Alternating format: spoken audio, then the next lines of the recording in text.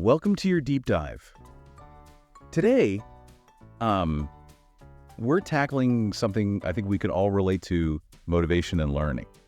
We're going to try and figure out what pushes us to learn, what keeps us going, and why it sometimes feels like we're just wading through mud. You've given us a ton of material on this, so clearly you're looking for those aha moments, those times when learning just clicks. Yeah, it's a topic that's fascinating and complex, and it affects everyone. We'll explore the different types of motivation, the things that can help it or block it, and most importantly, how to make learning more fun and more effective for you. Love it. So before we get into the details, let's start with the basics. What exactly is motivation? Well, think of it as the engine that drives our actions, especially when we're going for a goal. It's what pushes you to stick with something even when it gets tough. But it's not just about willpower. It's a whole mix of your needs, your beliefs, what sparks your curiosity, and even your emotions. So it's like this web of things all working together to get us moving. Exactly. Think about a time you were totally absorbed in learning something new. What first caught your interest? What kept you coming back for more? That's motivation in action playing out in your own life. That makes sense. It's that feeling of being in the flow, where time just vanishes because you're so focused. Yeah. And that leads us to a crucial distinction: intrinsic versus extrinsic motivation. Intrinsic motivation is all about the pure joy of learning for its own sake. It's driven by things like curiosity, the satisfaction of understanding something, and that feeling of mastery when you grasp a new concept. It's like the thrill of solving a puzzle simply because you love the challenge. You're not doing it for any external reward. It's the enjoyment of the process itself. So it's like the internal reward system is going crazy. But what about those times when we're motivated by external factors? What's that called again? That's extrinsic motivation. This type comes from things outside of ourselves, like rewards, praise, deadlines, or even the pressure of not wanting to let someone down. Imagine studying for a test just to get a good grade. You might not be super interested in the material itself, but you're driven by the outcome. Extrinsic motivation can be effective, but it might not always be sustainable. Right, because once you get that external reward, the motivation might fade. So it's like a short-term burst versus a steady engine. Now, to really understand how this all works, we need to delve into some of the big theories of motivation, right? Absolutely. And there are quite a few. Each one offers a different way to look at this complex thing. One that I've heard a lot about is Maslow's hierarchy of needs. What's the main takeaway from that one? Maslow's theory is like a pyramid, showing that our most fundamental needs, things like food, water, shelter, and safety, have to be met before we can even think about higher level needs. It's like this. If you're feeling physically unsafe or you're worried about where your next meal is coming from, learning is going to take a back seat. That's so true. Makes sense that our basic survival needs would be more important than anything else. Exactly. But once those foundational needs are met, then we can start to focus on things like feeling connected to others, feeling good about our accomplishments, and reaching our full potential. That's where learning and personal growth really come in. So it's like climbing up the pyramid one step at a time. Okay, I remember seeing another theory mentioned a lot, the expectancy value theory. What's that all about? This theory is all about how our motivation is influenced by two main things: how much we believe we can succeed at a task and how much we value that task. If you believe you can do something and you see it as valuable or meaningful, you're much more likely to be motivated to do it. So it's not just about confidence, it's also about whether you think it's worth doing. I can definitely see that in my own life. Absolutely. If you don't see the point in learning something, even if you think you could easily master it, you probably won't put in much effort. Think about it. Why bother if it doesn't connect to your goals or what you find important? That makes so much sense. It's like a mental calculation weighing the effort against what you might get out of it. Yeah, there's another theory that's really powerful when it comes to learning: self-determination theory. Okay, this is where it gets really interesting. Tell me more. This one highlights how crucial it is to feel a sense of autonomy, competence, and relatedness in your learning. We thrive when we have some control over what we're learning, when we believe we can succeed, and when we feel connected to others in the learning process. It's like having the freedom to explore, the confidence to try, and the support of others along the way. That sounds like a recipe for success. It really is. And it's something to keep in mind, whether you're the one learning or you're trying to create a motivating environment for others. Speaking of feeling competent, it seems like that plays a huge role in motivation overall, right? Absolutely. When we believe we can do something, when we have that sense of self-efficacy, we're more likely to take risks, push through challenges, and ultimately achieve at higher levels. So it's like a snowball effect. Even small wins can boost our sense of competence and make us want to learn even more. Precisely. Even small successes can be huge motivators.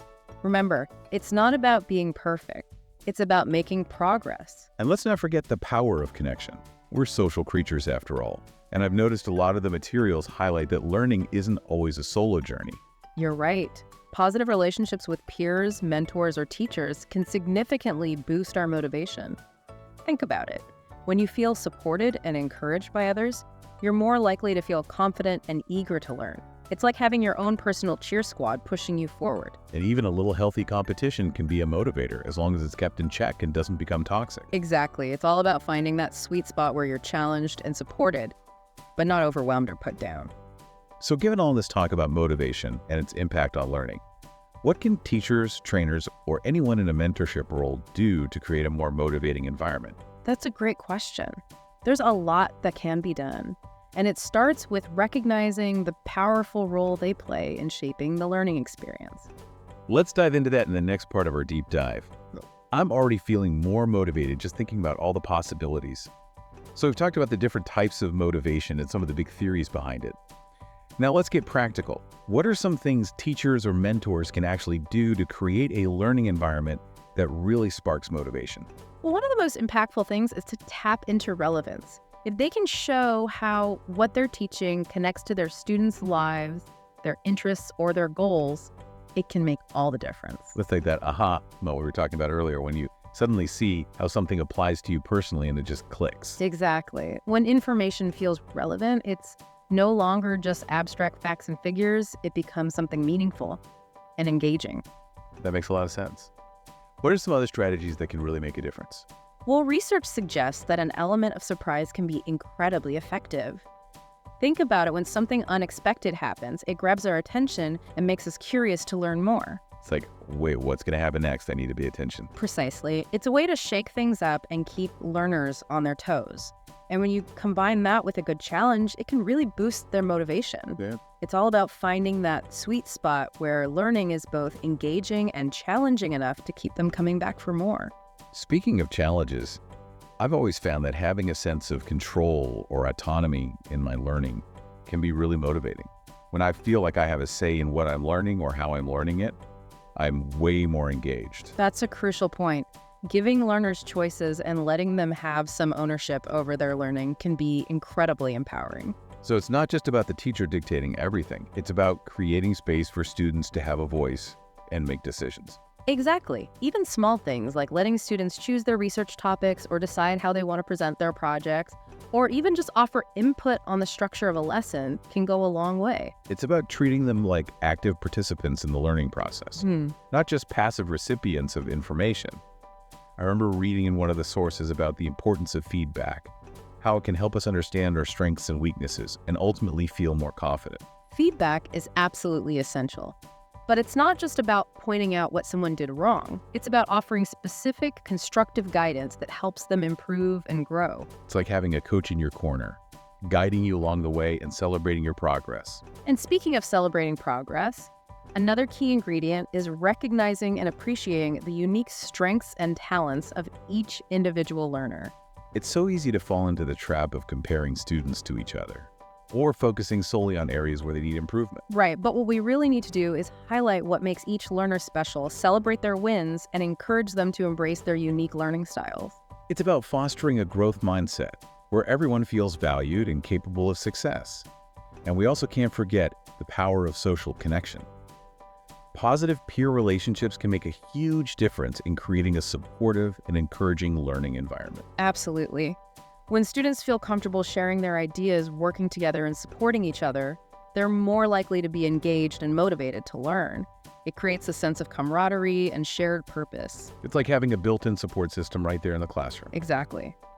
And on the flip side, we need to be mindful of the negative impact that things like bullying or exclusion can have on motivation. So creating a culture of respect and inclusivity where everyone feels safe and valued is paramount. I'm curious though, what about when learning gets tough? We all hit those roadblocks sometimes. And it becomes crucial to help learners develop resilience and coping strategies for dealing with challenges. So it's not just about setting them up for success when things are easy. It's about equipping them with the tools to navigate those bumps in the road. Exactly. And part of that is normalizing the struggle. We need to help learners understand that everyone faces challenges, that making mistakes is a natural part of learning, and that it's okay to ask for help. It's about shifting the focus from being perfect to embracing the journey of growth and improvement. And that brings us to another important aspect of motivation, which is understanding the different types of achievement goals that learners might have. I'm all ears. Tell me more about these different goals. Well, some learners are driven by a mastery goal, meaning they're focused on truly understanding the material, mastering new skills, and developing their competence. They see learning as an opportunity for personal growth and are intrinsically motivated to improve. It's like they have that inner fire that keeps them going, regardless of external rewards or recognition. Then you have learners who are more focused on performance goals. They're driven by the desire to look good, to get praise, to outperform their peers. It's all about external validation. So their motivation is tied to how others perceive them and their achievements. What about the learners who seem to be driven by avoiding negative outcomes? Ah, yes. Those are the ones motivated by avoidance goals. They're primarily driven by fear of failure, fear of criticism, fear of looking bad. They might avoid challenging tasks or procrastinate because they're so afraid of not doing well. It sounds incredibly stressful. It seems like that kind of motivation could really hold someone back. It absolutely can. And it's important to recognize that these different types of goals can coexist within a single learner. Someone might be motivated by a combination of mastery performance and avoidance goals all at the same time. So it's not about putting people in neat little boxes. It's about understanding the complex interplay of motivations that drive their actions. Exactly. And that understanding can help us create learning experiences that cater to those different motivations and ultimately help learners achieve their full potential. Now, let's not forget about the impact of the physical learning environment itself. The space, the atmosphere, the overall vibe, it can all influence motivation, wouldn't you say? Absolutely.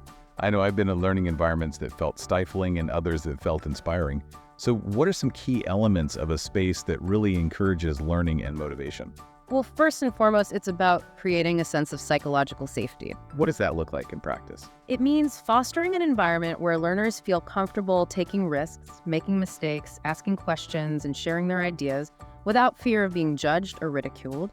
It's about building trust and respect so that everyone feels supported to try new things and learn from their stumbles. It sounds like creating that kind of environment requires a conscious effort from everyone involved. It definitely does. And it goes beyond just the emotional atmosphere. The physical space itself matters too. Think about things like good lighting, comfortable seating, and a temperature that's conducive to focus. Because it's hard to concentrate when you're freezing cold or sweating buckets. Right. And it's also important to make the space visually appealing and stimulating.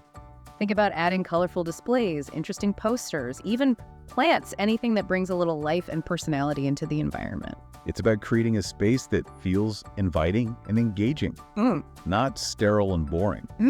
I can definitely see how all of these elements can work together to make a big difference in how motivated people feel to learn. And it's not just about the aesthetics, it's about how the space is used. Does it promote collaboration and interaction? Does it allow for different learning styles and preferences? These are all important considerations. So it's about creating a space that is both flexible and adaptable, meeting the diverse needs of the learners who inhabit it. Exactly. And when we get it right, when we create a learning environment that is supportive, stimulating, and empowering, it can truly unlock a world of possibilities. Wow. It's amazing how many things can affect motivation, both inside us and in the environment around us. Yeah. As we wrap up this deep dive into motivation, I'm struck by this idea that motivation isn't just about grades or awards. It's about something much deeper, wouldn't you say? Absolutely. It's about a love of learning for its own sake. It's about nurturing that curiosity we all have, that desire to explore and understand and make sense of the world around us. Yeah. It's like getting back that sense of wonder we had as kids, that pure joy of discovery. And the great thing is, it's a feeling we can tap into at any age. It's never too late to reignite that passion for learning. So for those listening, what does this all mean for your own journey? How can you take these insights and apply them to your life, whether you're in school or just exploring on your own? Well, first, remember that motivation is always changing. Some days you'll be supercharged and ready to go. Other days you might feel like you're dragging. That's perfectly normal. Yeah. It's like anything else in life. There are ups and downs. Exactly. The key is to become aware of what motivates you personally. What keeps you going? What are the things that really light you up and make you excited to learn? And once you figure those things out, it's about creating an environment or routine that supports those passions. Right. Whether that's finding people who share your interests, setting up a study space that inspires you, or just scheduling time for learning in a way that works for you. And don't be afraid to experiment. If something isn't working, try a different approach. Maybe you need to try a new learning method or explore a different angle, or find a new way to connect with people who share your interests. It's all about being an active part of your own learning journey. And remember, the more you understand your own motivation, the better you'll be able to create a really fulfilling and enriching learning experience for yourself. So keep exploring, keep asking questions, and most importantly, never stop learning. That's all for this deep dive. We hope you enjoyed it and found it motivating. Until next time.